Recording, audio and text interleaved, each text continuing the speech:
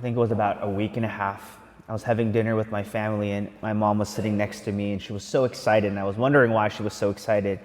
She was saying to me, Aristotle, there's people who are having visions of Jesus, the Muslims, and they're converting. And she was so excited. I was like, okay, Mom, settle down. What's going on? And she said, Jesus is appearing to these Muslims, and there's so many stories of testimonies of them converting and being saved, and Jesus telling them that he's the true God and to go to become Christian. And I could see why she was excited, right? I mean, she's my mom. I told you so many things about my mom. She was so excited. And she said, you don't understand, if you say that you want to be a Christian, they will kill you. And so she was telling me that Jesus would lead them out of places that they could be safe. And so she said it's like modern day what happened to St. Peter and St. Paul, that they were imprisoned and they were jailed, and Jesus would lead them to different areas to get them out of places where they wouldn't be killed for being Christian. Is that something to be excited about? Yes, right? And I tell you this because I want you to understand that the same God that continues to work, the same God that worked with St. Peter is the same God that worked with us.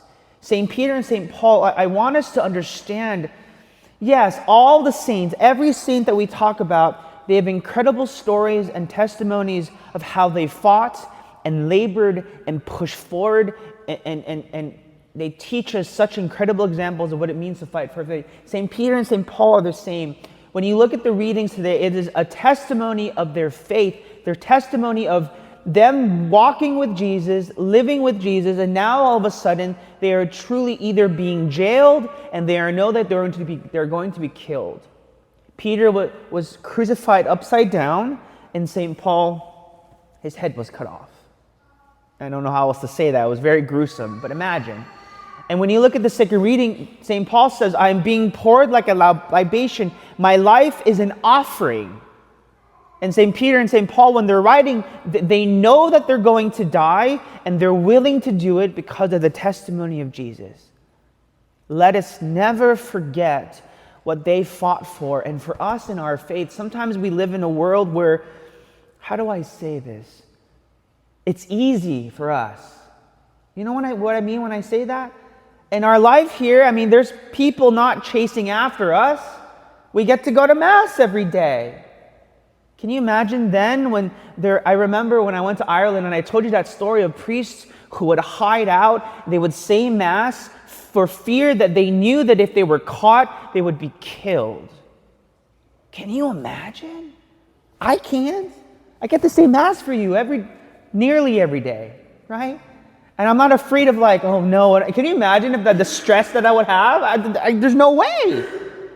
I feel sick and I'm like, I can't handle this. Life is too hard. I feel a cough in my throat and I'm like, I can't do this. Life is too hard. I can't handle this. But imagine them fearing for their life, fearing for death, afraid. But this is what St. Paul says. I pour out my life as a libation. A libation is an offering of your heart and your mind. St. Peter in the gospel was shown this. When Jesus says, who do you say that I am? St. Peter says, you are Christ. You are Lord, you are God, meaning you are Savior, you are the one that we've been waiting for. My dear friends, our God has already come. Our God is already here, and our God is alive, and He asks us to be faithful every single time. If you are someone right now who are struggling with something in your marriage, personal life, work life, you can't feel like you can get started, you feel like ordinary time, your faith is whatever it is. Let St. Peter and St. Paul give you the strength to know that we're fighting for something bigger than ourselves. It's not about us. It's about everything, my dear friends. And so we move forward understanding that every single saint throughout history is fighting for the same thing that we're fighting for now. And our job is to just continue to be faithful.